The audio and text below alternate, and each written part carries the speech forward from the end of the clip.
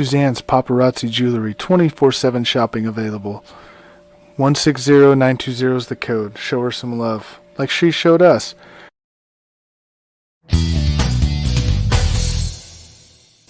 K&A Custom Crafts on Facebook. Hey, what's going on, everybody? Welcome to the Coast to Coast Entertainment Network. I am Ace, and of course, you're watching another episode of Tuesday Night Mania. So let me go ahead and introduce to you the gentleman that we have with us tonight. First off, we'll go ahead and start out with, that's right, the man who was voted to have the best bald head on the network. He goes by Big B. How's it going? I might have to change my name to Big Bald Bee or something. I don't know. I'm doing good. Had a little family outing today. Went and saw the movie Clifford, the Big Red Dog, and now I'm back here getting ready to talk some wrestling with you guys. Cannot wait. Been super excited about it. Been waiting for it all day. And then, of course, let's welcome him in, our fearless leader. That's right, Mr. Will Hudson. How's it going tonight? Hey, good evening, everybody. It's going really well. Hey, huge shout out to the new logo, man. I really like the new logo. It's still really cool there. Definitely ready to talk some wrestling. And, we're kind of continuing on with the theme. It's November, talking about the Survivor Series. So we got a lot of conversation about Survivor Series tonight. So really looking forward to that. All right. And then, of course, let's welcome in that man that's going to go ahead and sing us the national anthem. He has his own theme song. He goes, Joe, welcome in, Joe. How's it doing tonight, my man? I'm doing good, guys. How you guys doing tonight? Fantastic. And even if it wasn't, we complain, no one would listen anyway. So, all right. So how about we jump right into it? The first topic that we're going to talk about tonight, we're going to give you a quick recap of AEW, and that is going to go to none other than Mr. Joe. So, Joe, what is the recap this week for us for AEW? AEW leading into Full Gear was an all right show, but Full Gear, I was fortunate enough. I ordered it. I watched it. It took me like 2 days to watch it because I was so busy around the house. But I did watch it. I was not disappointed in it. It was a very good pay-per-view. My only complaints really it's almost like a TV show. They just continuously roll one match out into another match. There's no downtime for anything. But other than the 8 million super kicks that you have in a match, that is overrated nowadays. Full Gear for me was good. I thought Miro and Bryan Danielson was a very, very good match.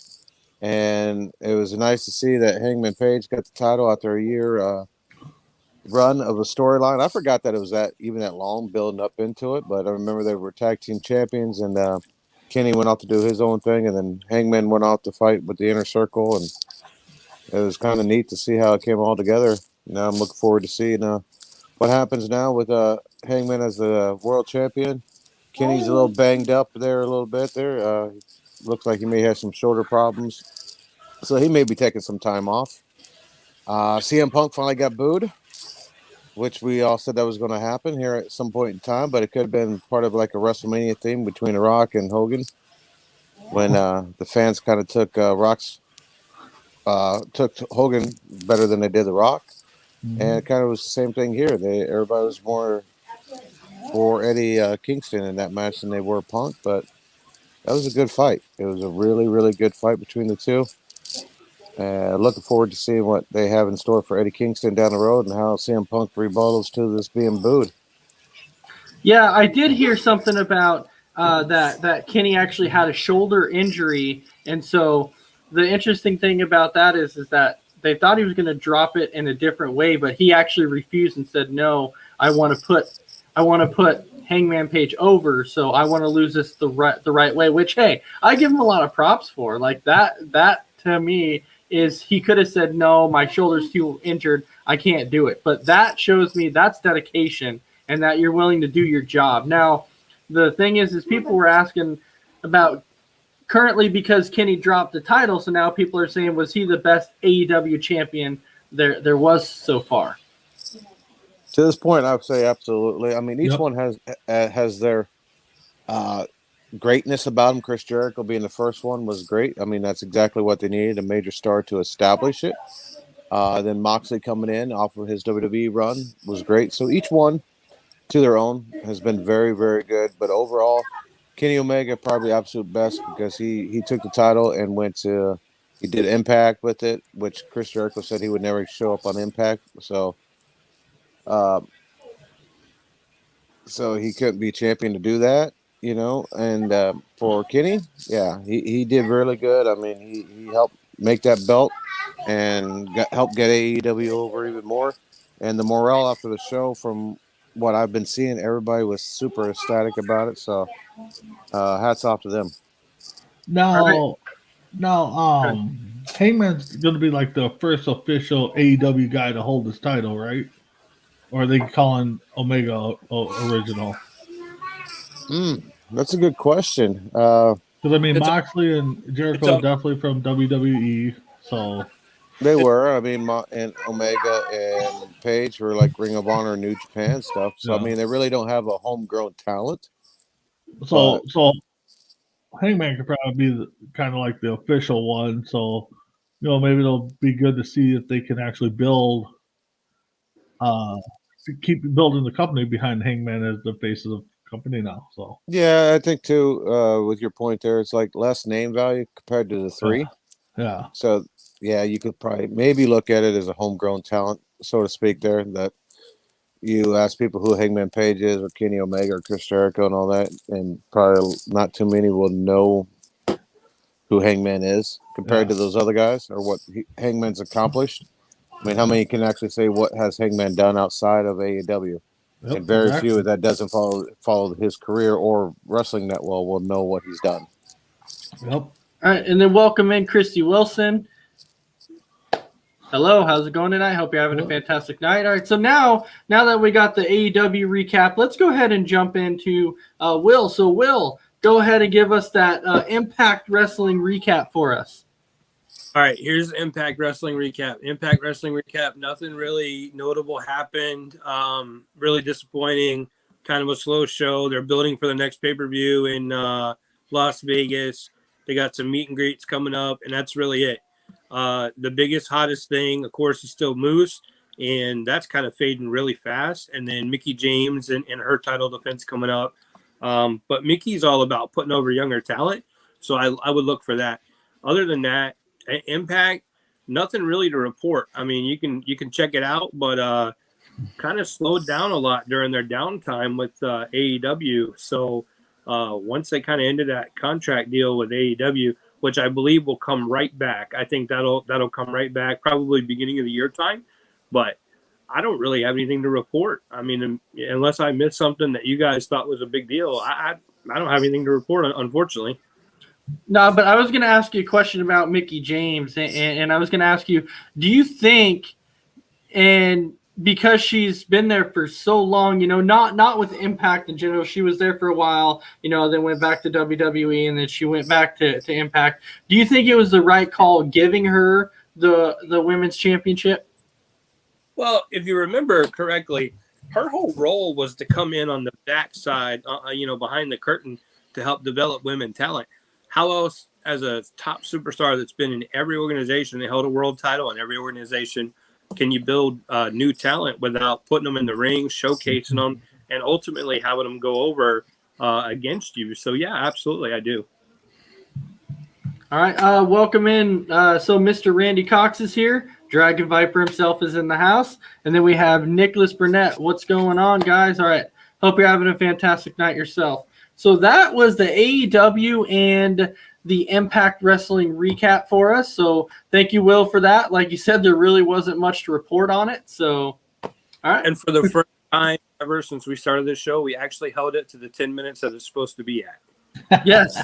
Well, like you said, there really wasn't much to report on it. So anyway, so now we can actually jump into our next one, which is our preview for the Survivor Series that is coming up.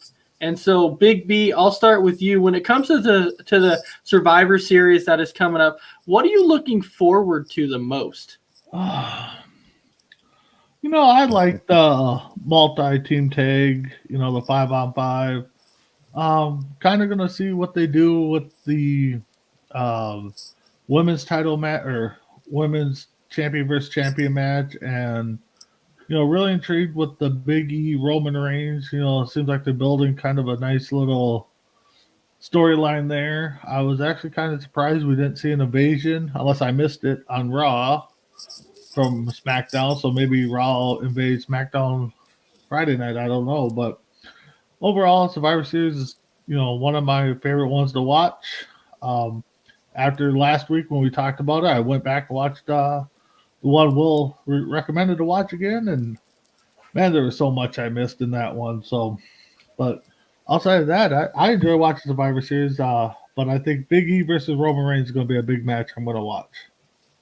All right, so we have Christy Wilson who's making a comment that says the build-up for Survivor Series to me has been disappointing. So, Joe, I'm going to start with you on this one. Do you agree with that? Like, you feel like the build-up hasn't been spectacular? 100%. The Survivor Series is absolutely the worst. There is nothing on there that I want to see. Oh, that. So you don't want to see like Big E and Roman Reigns or anything like that?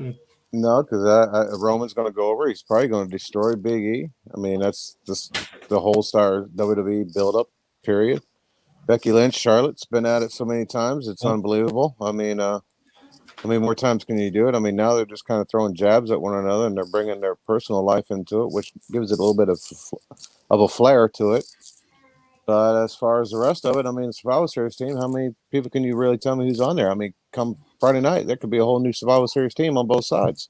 I told you that Becky Charlotte thing was a work and not real. Yeah, I mean, there's just too much going on in that. I think some of it is personal, that they do have a vendetta against each other, because I mean, they both got egos, so they want to be the best. Oh, yeah. But come on, I mean, some of that's just tongue in cheek type thing. But yeah, I mean, the Survivor Series teams are so messed up. They switched them out again this past Monday. They're trying to get Adam Pearce over as a heel GM, which makes no. What's that? End of all. Yeah, and it makes no sense because they're both the GMs for both brands. So what are they gaining out of it? It's a stupid concept. It sucks because I'm like you guys. I've enjoyed Survivor Series, but I've enjoyed the feuds that went into Survivor Series that made them what they were. And this year is just, as Chrissy says, it's disappointing. There's nothing to it. Yeah, they're probably going to come out Friday like they normally do. There's going to be a big blow up. Everybody's going to be fighting everybody like they normally do. And then we roll into Sunday, and they do their thing, and we're off on Monday, and not another pay-per-view until day 1 of January. So we'll see what happens. But, yeah, I'm not looking forward to it.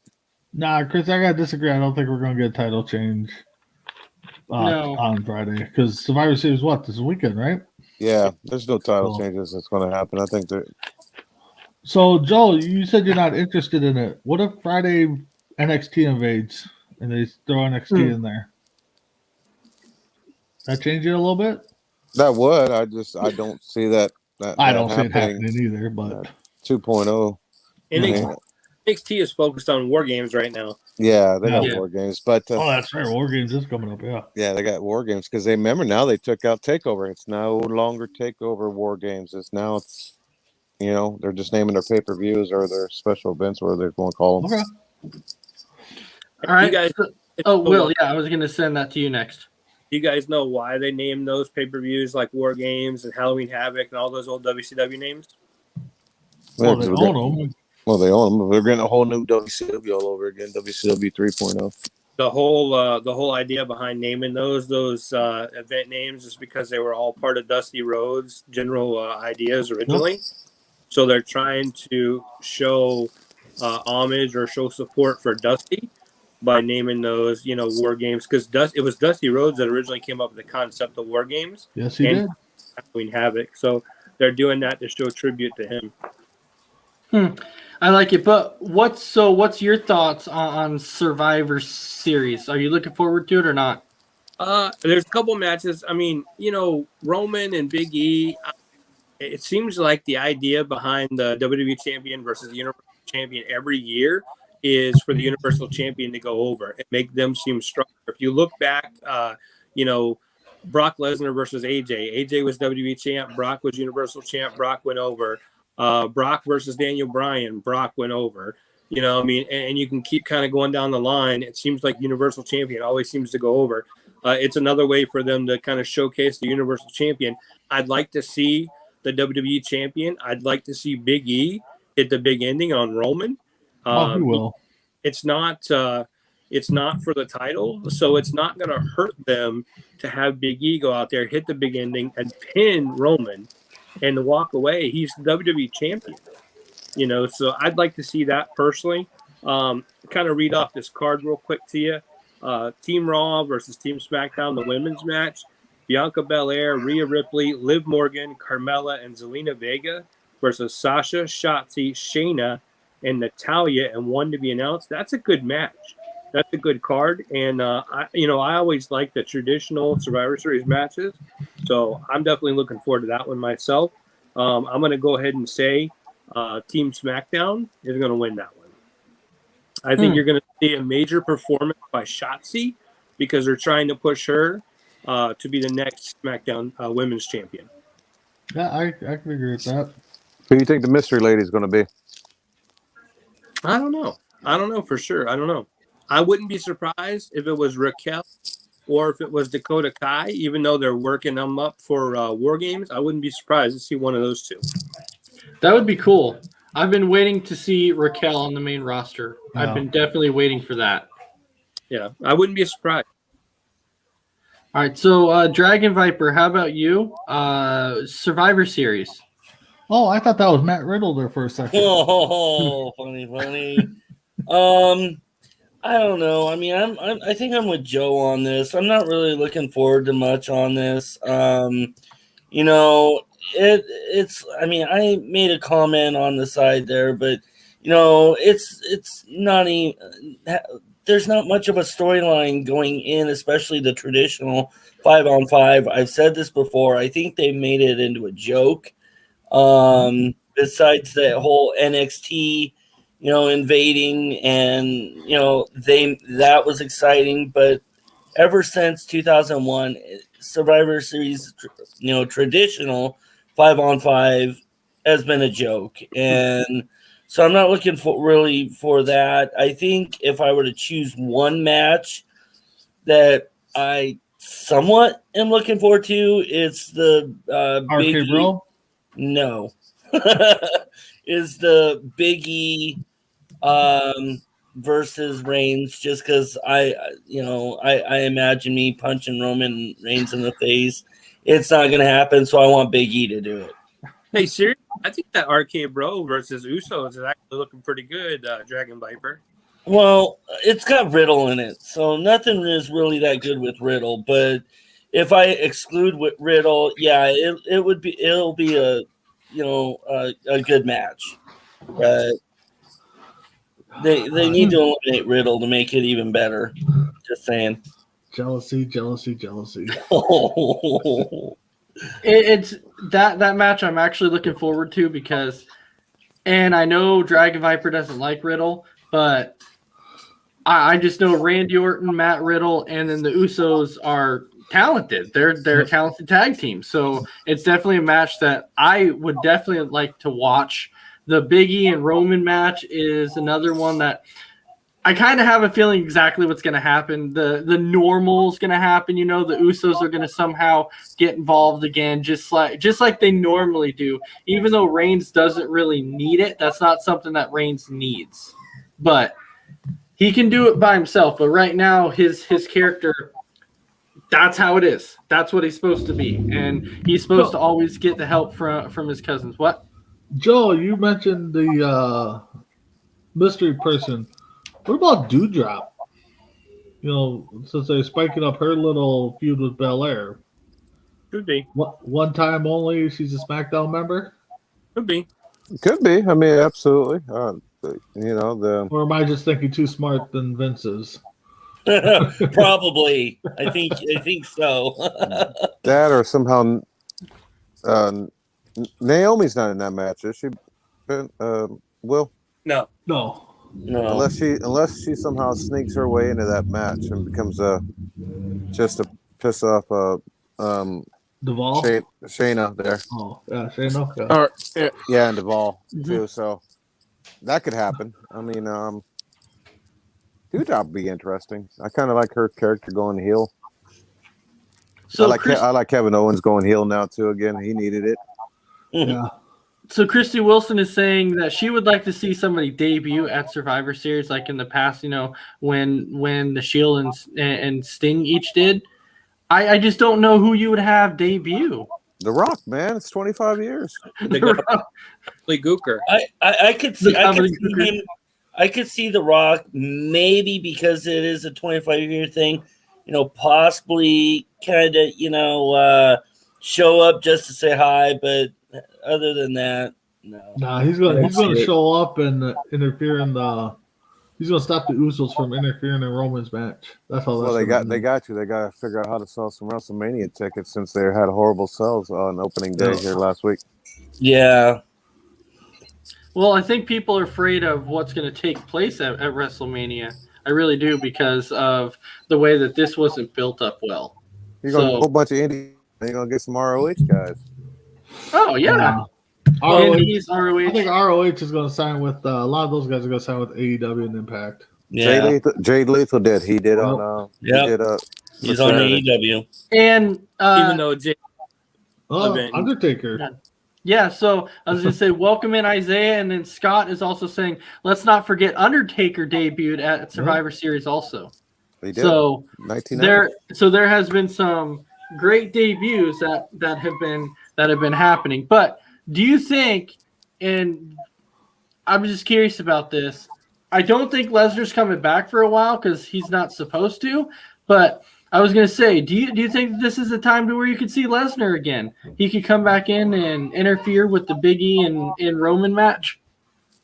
No, it's too soon for him just coming off of his pay-per-view and quote-unquote $1 million suspension.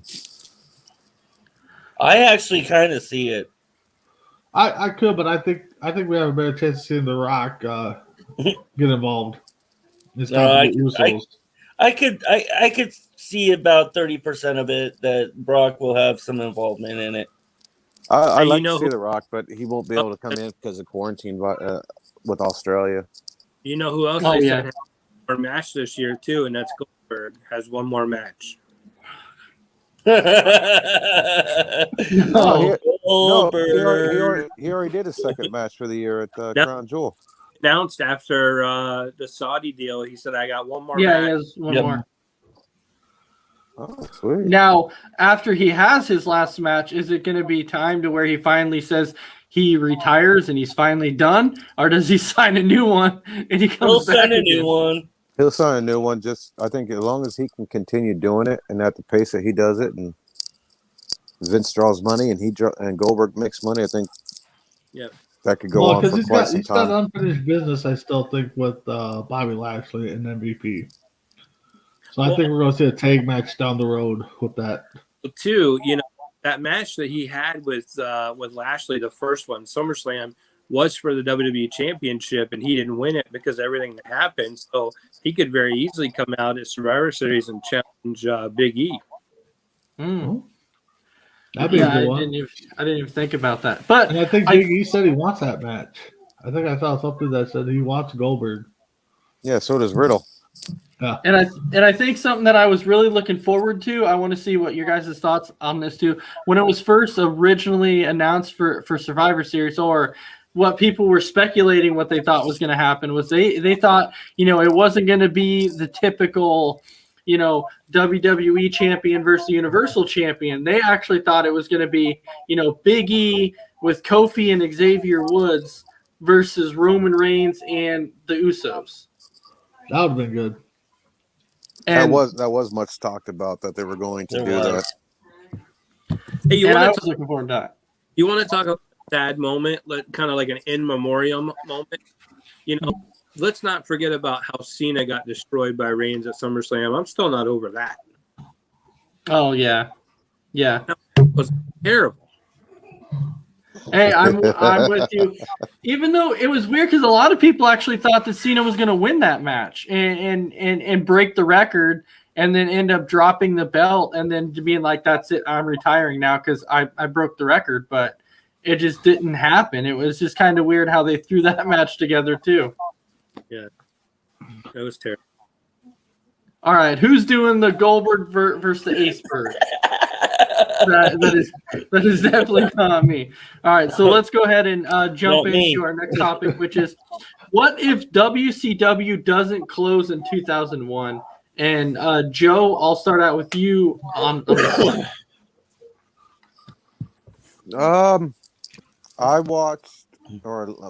I listened to Eric Bischoff's podcast on that, and he had a story already on that about what if they weren't going to close.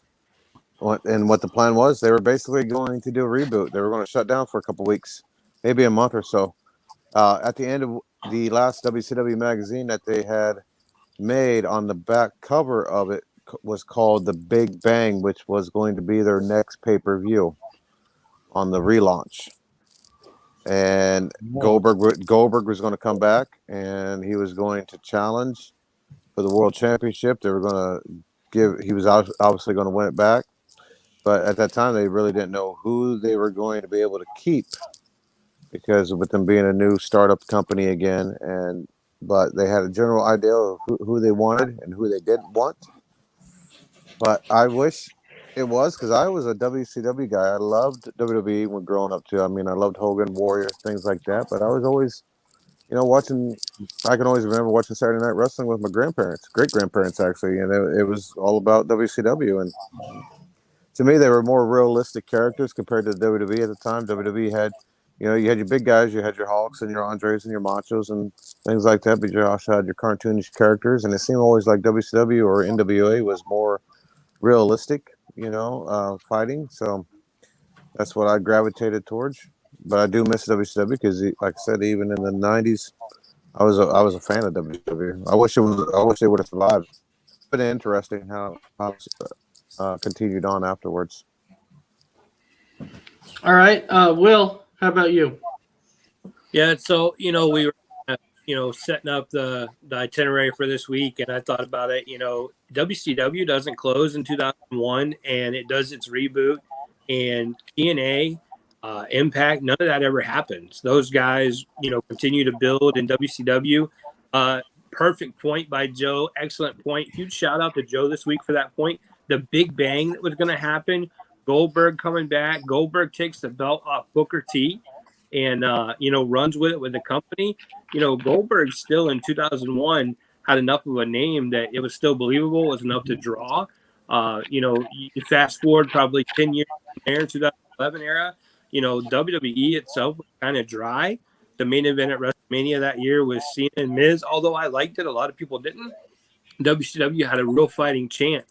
Ultimately, WCW doesn't close in 2001. They gained some serious traction, and I think you never see TNA, you never see Impact, and potentially you never see AEW.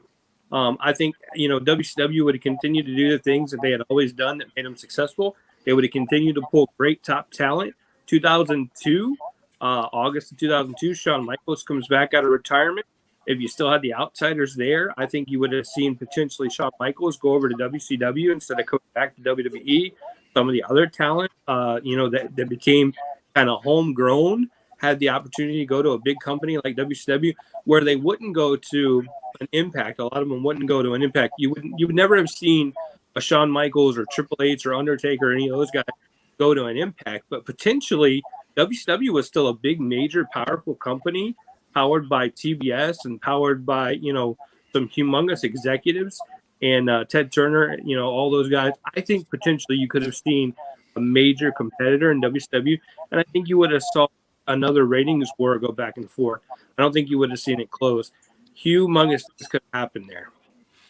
Yeah, Now, they were going to build an arena out there in Las Vegas too, if you remember, on top of a parking garage. Yep. Wow. There's a lot of things that could have happened there, but the deal was virtually done with Bischoff. The deal was virtually done. He was in Hawaii with his family on vacation, and they were literally just waiting to receive the fax to sign the paperwork. And Vince came in, and Vince's purchase idea was to purchase the library, the video library. His initial thought process, Joe, you might remember this. His initial thought process was to purchase the video library, not necessarily the talent, not necessarily the company. His whole idea with that was to get rid of them. Half those guys didn't have jobs. and Jeff Jarrett had gone back and forth so many times between WWF, WWE, WCW, all that back and forth that, he had really nowhere to go unless he was going to go independent. And, ultimately that led to them doing some independent shows. There was a show right after WCW closed where, you saw a lot of guys like Jake the Snake, Jeff Jarrett, a lot of those guys have some matches, some independent matches. And that ultimately led to the development of TNA, which ultimately, kind of created a platform for a lot of guys like the Hardys, Christian, a bunch of guys to come over from WWE, Lashley later on, MVP later on, over to TNA. But TNA never grew the traction that WCW had. So my one question that I was going to ask was, and Joe, I'll start out with you on this one. Do you feel like they did the right transition the way that they did it when Vince bought WCW? Do you feel like they did the right transition by putting Shane basically in charge of WCW and acting like he bought it? Well, yeah, because the whole storyline that they wanted to do was Shane to have his own company, Vince has his own company, and keep WCW around. That was the plan. The plan was to have WCW on television. They wanted to have them on what was it, UPN, and have Monday Night Raw back on the USA, and then you have your two complete different. Still, Vince still owns both of them, but you have your two complete different company identities in a way. But UPN said no, they didn't want it. They didn't want another company, and then USA said no, they didn't want WCW, even though Vince owned it, and that kind of ruined the whole thing. And that's how we got the ill-fated alliance angle that came out to be on that. So, but can you imagine McMahon owned WWE, McMahon owned WCW? What a great time for wrestling that would have been. Absolutely. I mean, for him to come on TV, I remember, the internet was still new, and heard about it over the weekend that, Vince bought it. It was still a shock because it was like, of course, this is the internet. And like I said, the internet's new. You don't know what's true or not true. And then he comes on TV simultaneously, and I'm sitting there watching it, and he's on both brands. And it's like, well, this is really true. Because the week before or the week before that, I think it was Eric said he was going to buy it, and then it was a done deal, and then they were going into Panama City, and then all of a sudden Shane shows up, after they did the announcement that Vince bought it, but all the way up until that point, it was all Eric Bischoff buying it. All right, Big B, I'll get your thoughts on this one.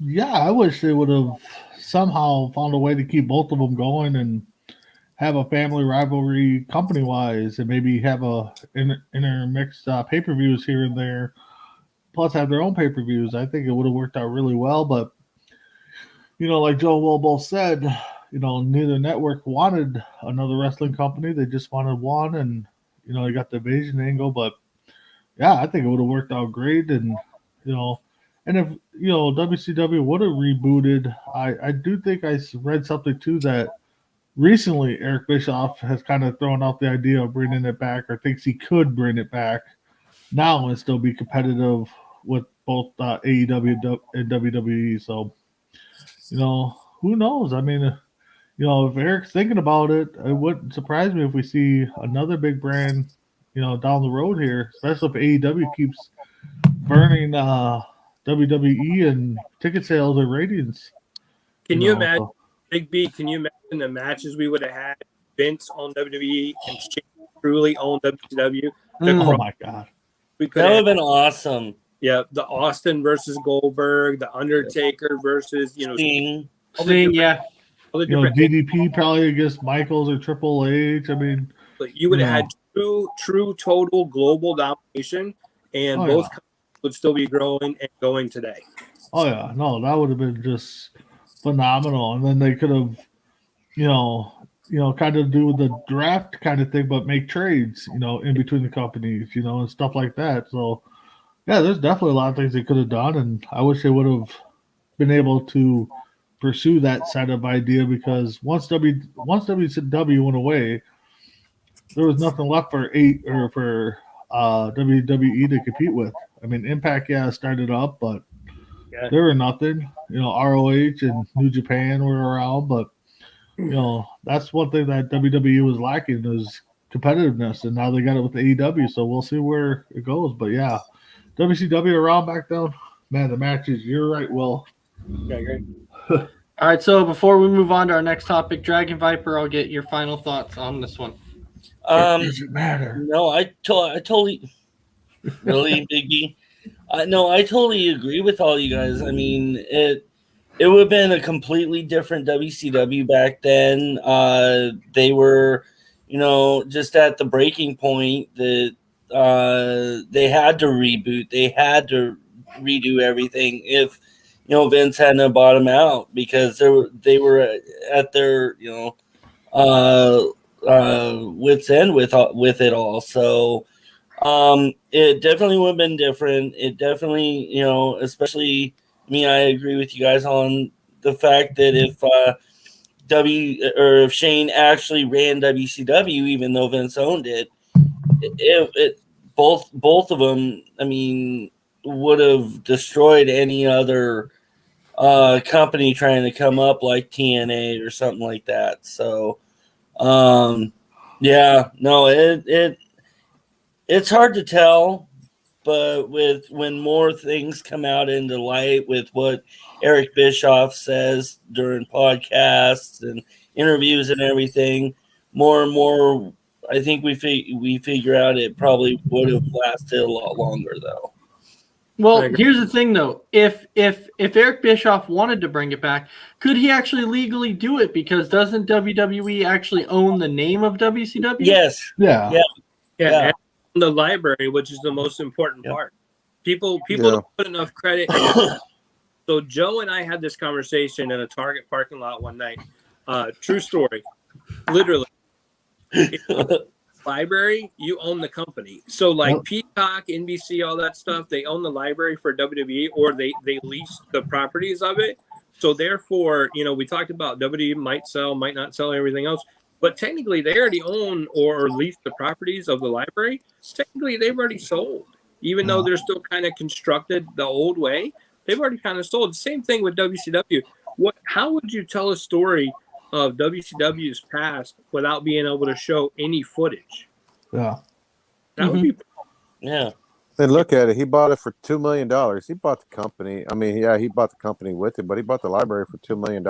Right. Look how much money he's made off of that thing over the years. Yeah. I still own the DVDs of the rise and fall of WCW and the WCW DVDs that they made afterwards because I was just that much of a huge fan of it. That rise and fall of WCW, it's on Peacock Network. If you haven't watched it, guys, I'm telling you right now, go watch that. It is incredible. It's one of the best documentary DVDs they've done. Yep, absolutely. Yeah, and the Ruthless Aggression or the WCW WWE Wars, whatever it is on there, I got the DVDs on that too.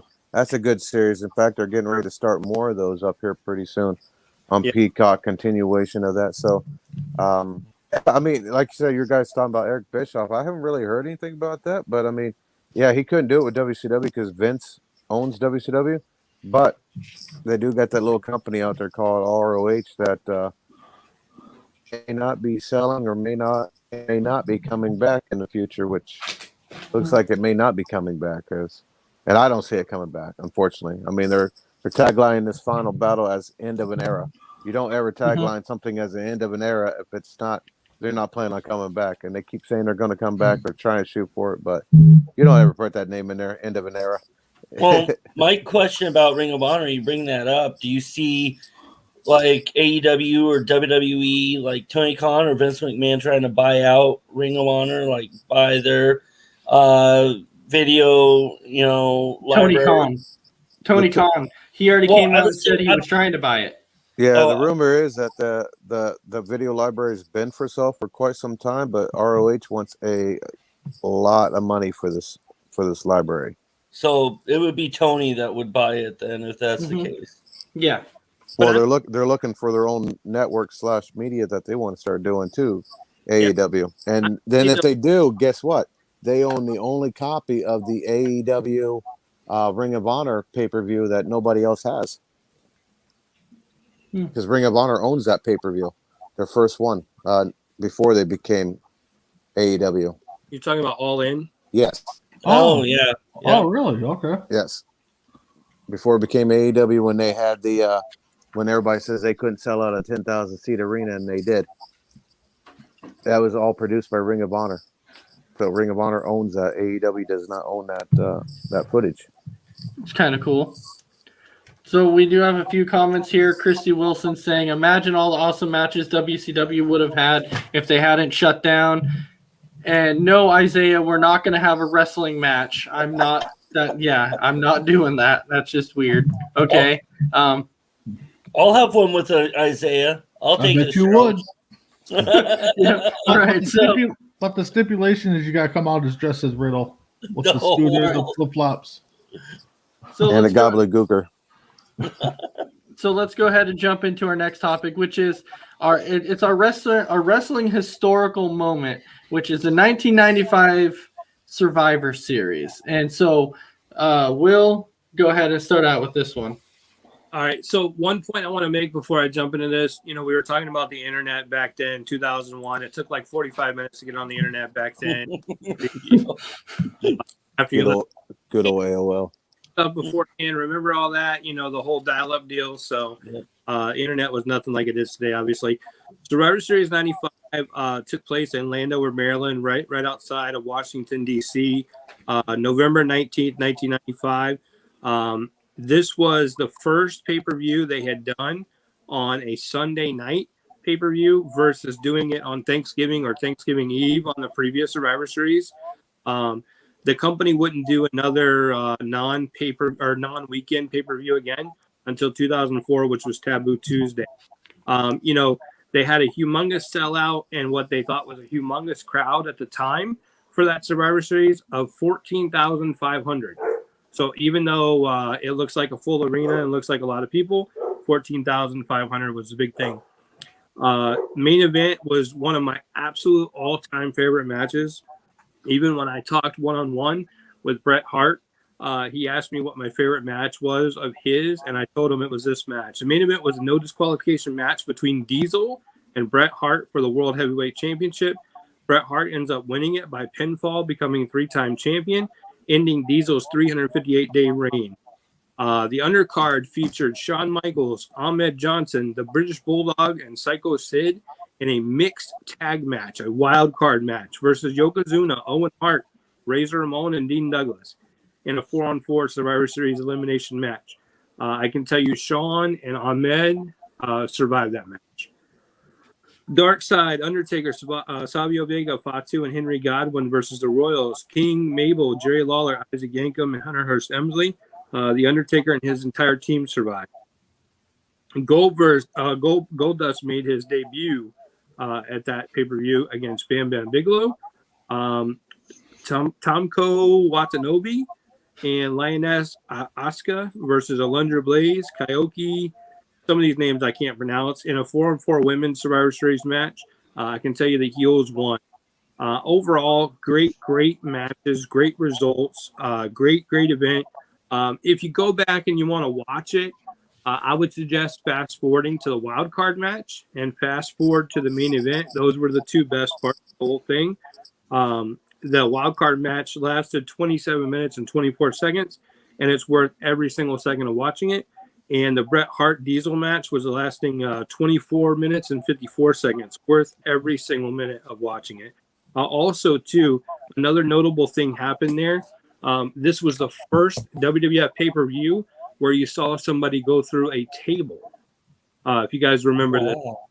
So Diesel, at one point, Bret was on the apron trying to climb back in the ring because he was so beaten up from this match. And Diesel runs over and jolts him off the apron through the ringside table. So if you watch for that towards the end, you haven't really seen that beforehand. But then after that, every pay-per-view, like ever after that, you saw somebody go through a table. Mm-hmm. So this was a big thing.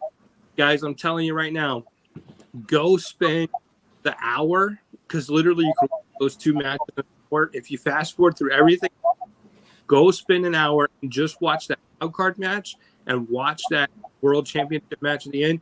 One of my all-time favorite matches. So I watch that periodically on the Bret Hart, DVD with his great matches. But I'm telling you now, if you want to go watch something, you want to spend an hour, see something really, really cool, it's definitely worth it. All right. This one I'm going to go to Joe. Yes. A lot of things like Bull talked about going into this. This was Ahmed Johnson's first pay-per-view. They were building him up. He became only the second superstar to body slam Yokozuna after Lex Luger did. But the aftermath of this thing starts the WCW WWE Wars a little bit. Bam Bam Bigelow leaves after Survival Series, joins ECW, has a great run in ECW.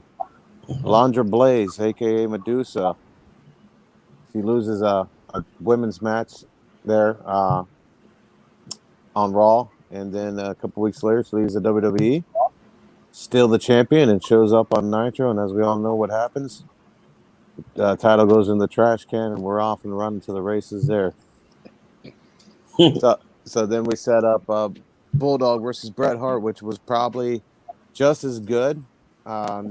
I still rank their Intercontinental title match as their best match between the two of them, but their world title match afterwards was right up there. And then we started to see Diesel as a tweener, where fans are behind me. I respect you guys, but if you're not, screw you type thing.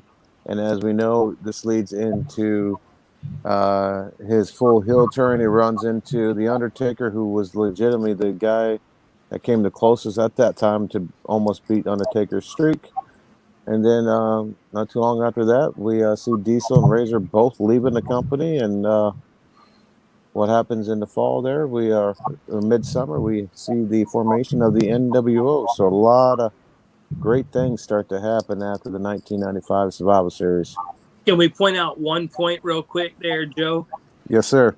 Speaking of the Undertaker streak, at that time, Undertaker's streak was 4 at that time. 4-0. How far back? Yeah, who would have thought that? Right. Yep. So, all right. Dragon Viper, 95 Survivor Series.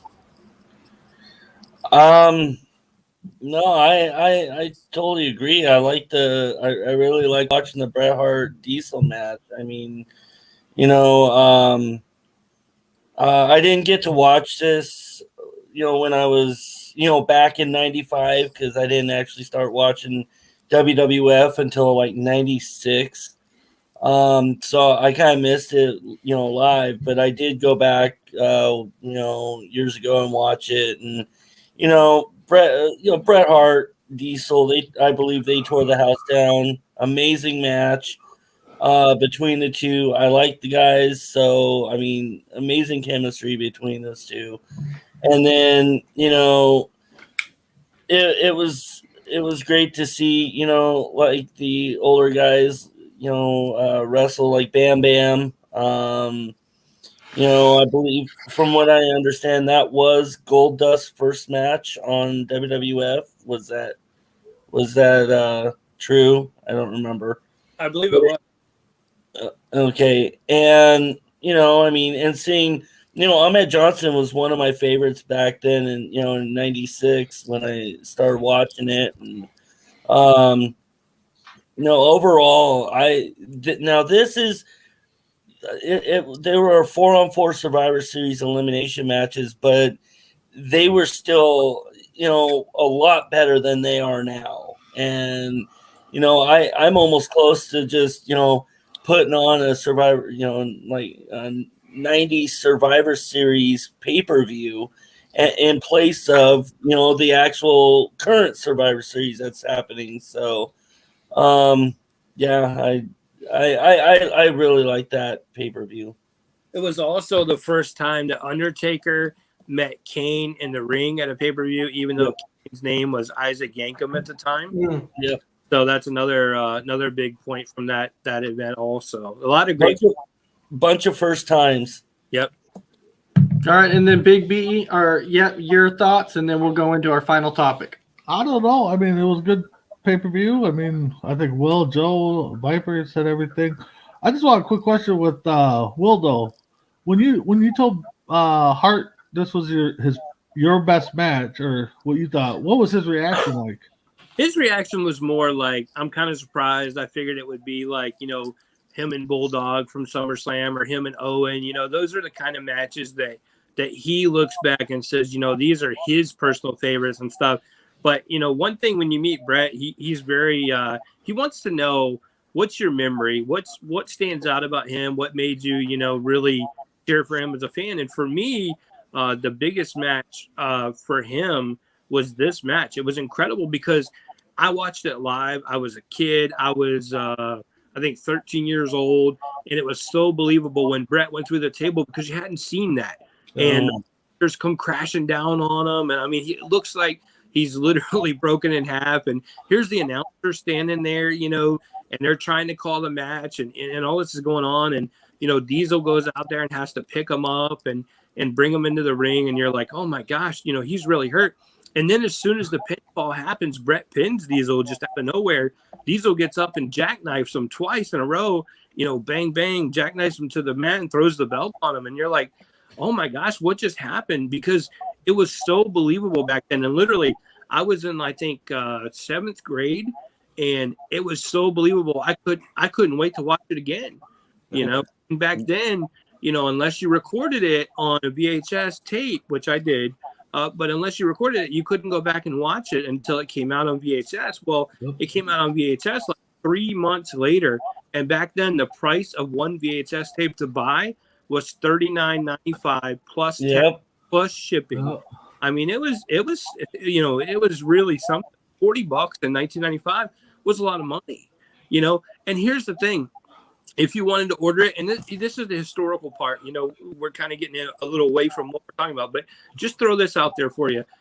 If you wanted to order it, you had to wait for the magazine to come, for the advertisement to come in the magazine. You had to cut out the advertisement from the magazine. You had to have your mom or your grandma or whoever write a check for the amount of money. You put it in an envelope with the advertisement. You mailed it to them. That took a couple weeks. Then it took a couple weeks for them to process it. Then you finally got your tape like 6 weeks later. That was the process back then to get something like that. Not like today where you go to Walmart or Target or Kmart or, whoever, or Amazon, it's to you, the same day or the next day. Literally, this was a process back then, and it was such an incredible rush to be a 12, 13-year-old kid and go to the mailbox, and your package was in the mailbox, and you opened it up and you got your brand new tape, your brand new Survivor Series tape in there. And it was such an incredible rush. Like, I mean, people today, kids today, would never understand it. No, absolutely not. So we do have a few comments here. So Jemice is saying, actually, not to correct, but Taker faced Kane in OVW or something before he was even Isaac Yankem, and he's asking you, Will, if that was correct. But not on a pay-per-view, and No. Not on a pay-per-view. And I think that was actually in 96 that happened, and the event we're talking about is in November of 95. All right. Yeah, he faced Kane as Doomsday, Right. not as Isaac Yankem yet. Well, no, he was the Unabomber, right? Yes, I'm sorry, Unabomber, correct. But that was not a pay-per-view. This is the first time they met, or not one-on-one, but in the ring facing each other face-to-face at a pay-per-view with Survivor Series 95.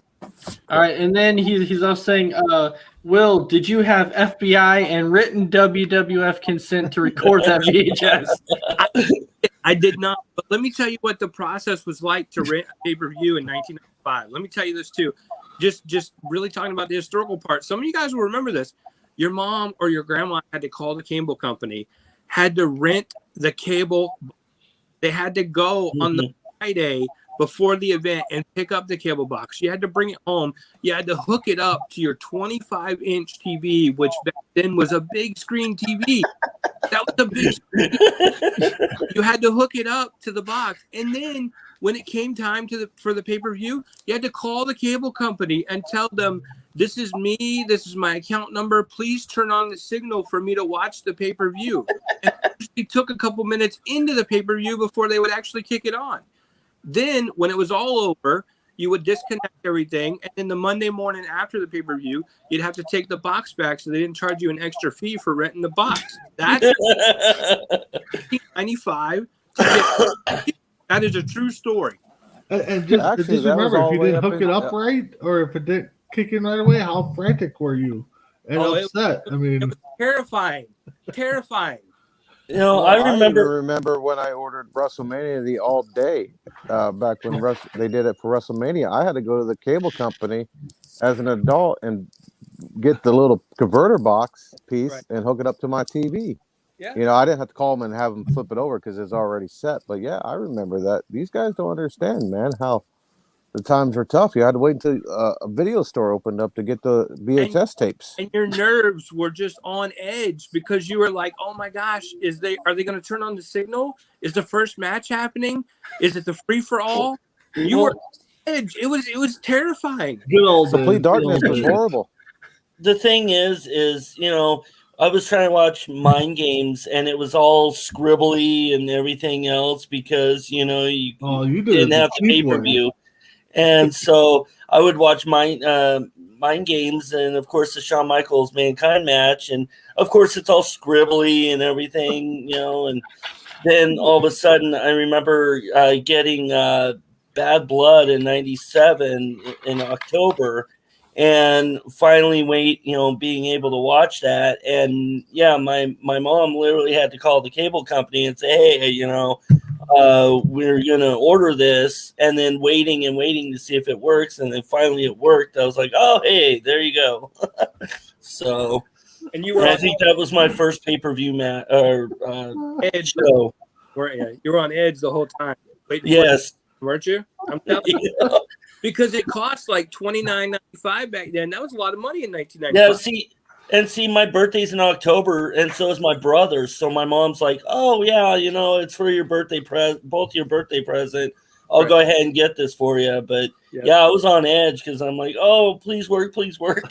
Yeah, when Well, I first started watching them, is exactly what Jemiah says. Is, you know, when you had cable, it would say you have to call them, and then you're hoping that when you called them, you're like, "God, I hope it went through. I really hope it went through."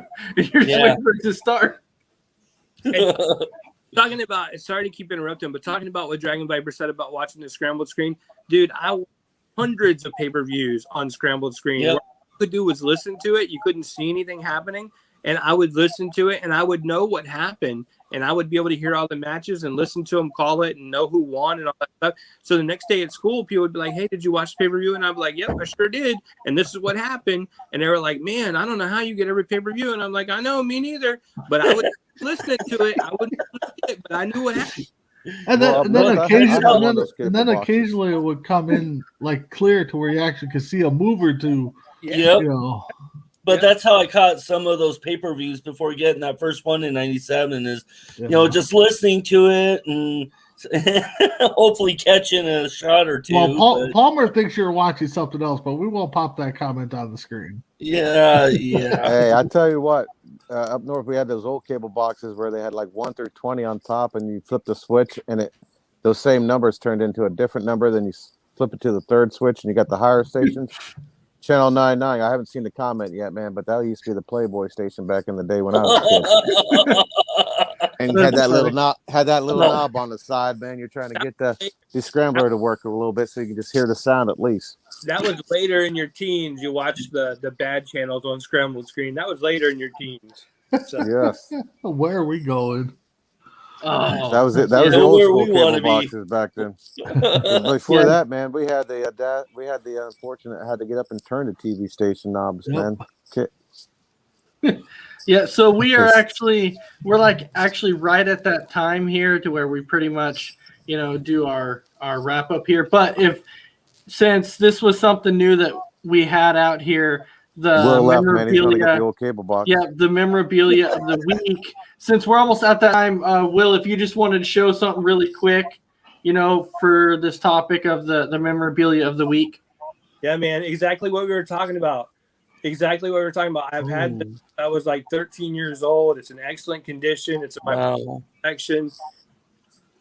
Memorabilia item of the week. This is the Survivor Series 95. It took like 6 weeks to get it in the mail. Excellent condition. Had it since then. Awesome.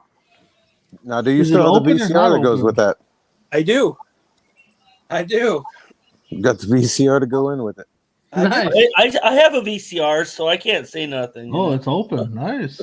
I think since he has the VHS tape and and the actual VCR to go with it, I think one night we're going to be doing a watch party. Yep. I hear it. Survivor Series. Getting the tracking device to work in there when it's trying to get the lines all nice and smooth. Holy cow! Is it one of those 24-inch TVs too? You got one of those? No, there's no more. But seriously, that was a big screen back then. 25. Yeah. It was. You were high on the hog back then. So, Yeah. Dragon Viper, your mom is saying that you better not be watching Channel 99. Yeah. It Yeah, could be yeah. 97, 98, 99. I don't remember. I was like 13, 14 back in the day, but it was definitely those last three buttons on that. See, I didn't know on that, about that, on that so she was safe on that one. All right. Well, that brings us to the end of the show. So now we'll go around the room just one more time. Everybody give their final thoughts. Big B, I'll start with you. Enjoy Tuesday nights. Really enjoy talking with these guys. Will, Mr. Historian, I'm going to start calling him because he's got everything up in that cranium of his. Just want to thank all the viewers, Chris behind the stage. I know I've said it before, but keep watching C2C because we're going to be revamping some things. Lineup changes are getting tweaked here a little bit. Viper's Entertainment Hour is going to move to Tuesdays, along with a couple other shows to fill in for On Deck, which had its last episode today. So just keep checking it out. All right. And then we'll go to Will. Your final thoughts? Yeah, great episode. Great time talking to you guys. I know we went a couple minutes over, but I think it was well worth it this week. A lot of fun, a lot of great moments. November to a wrestling fan is Survivor Series month, and I definitely highly recommend go back and watch these events. If you don't want to watch the whole pay-per-view, spend an hour watching the matches we talked about. Incredible stuff. Huge shout out to the Coast to Coast Entertainment Network. Absolutely love the new logo. Huge shout out to Top Rope Collectibles, who very much supports me, and I appreciate that very much. And guys, can't wait to do it again next week. And thank you, everybody. All right. And then, of course, Joe, we go to you. Another great show, guys. Always look forward to it every week, even if I'm wore out. I'm just like, man, I'm tired, but all of a sudden this kicks around, man. It's like a good drug. I enjoy it. Thank you guys for always allowing me on here. I actually seen Will's house, guys. I can confirm that he has like 3 Rolls Royce out in his front yard. That's He's big got ballin'. Yes, he's got a big gated fence around there. So I can confirm this now. I've not been into the den yet, but I did see the Rolls Royce sitting out front. We might have to do a live look in Will's house there one of these days. Have him walk around. Call it C2C cribs. Yeah, he's got a guard. It's got a guard shack around there and everything. I wasn't like getting very too close to it, but I mean, I did get to see the. It's like a Jesus sign out there, man. It's just all lit up, dude. It's unbelievable. So before we get to Dragon Viper, yes, I do want to give a shout out to Christy Wilson and say congratulations, Christy Wilson, for winning our prize on Between the Ropes last night. Well, I should She sounds say like a ring announcer, I'll tell you. On Sunday night for our 1-year anniversary of Between the Ropes. So Congratulations to that, guys, by the way. Thank you. So Dragon Viper. Just thank everybody for watching. Keep watching Coast to Coast Network. And thank you, Chris, for what you do. And thank you guys for being on here and having me on here. So, Hey, one more thing. I know I talked too much, but one more thing. This episode was so much better having Dragon Viper on here with us as well. So thanks for joining us, Dragon Viper. A lot of fun. We always have fun anyway with the 4 of us, but I'm glad you were here, especially because you remember a lot of the stuff that we remember. So that's really awesome. And then Big B, of course, we always have a great time. I talk too much. I over talk Big B, but I'm really glad Dragon Viper was here with us. Yeah, we're gonna bring Matt Brittle on here next week. So Yes. No. Yes, No. Matt Riddle, gotta do it. So yes, No. we do. Yeah. So yes, we do want to thank everybody for watching another episode of Tuesday Night Mania, and let's not forget tomorrow on Coast to Coast Entertainment Network, you can watch another episode of Sports Minute, and the next Tuesday you can catch us for another episode of Tuesday Night Mania. So for that, everybody have a fantastic night, and we will see you next week. Yeah.